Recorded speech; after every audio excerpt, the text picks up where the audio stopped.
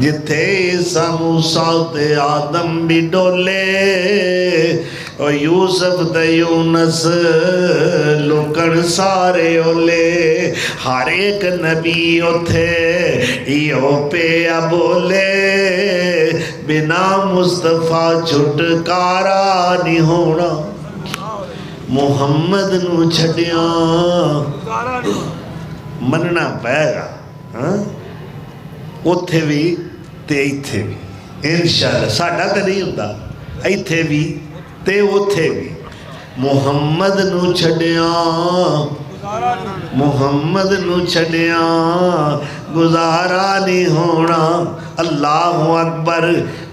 अगे की कहंदा है मैशर दे दिन जदों धुप ने सताउणा कोई पीर उथे नजरी नहीं आउणा।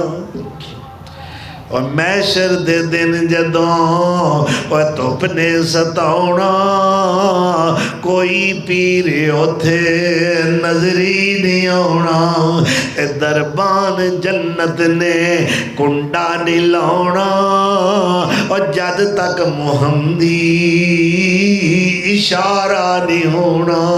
मुहम्मद नू छड्डिया आखो ना मुहम्मद नू छड्डिया गुजारा नहीं होना। जिदा हो जाएगा ना मेरा ख्याल है वो नहीं बोलेगा। साडा तो नहीं हुंदा।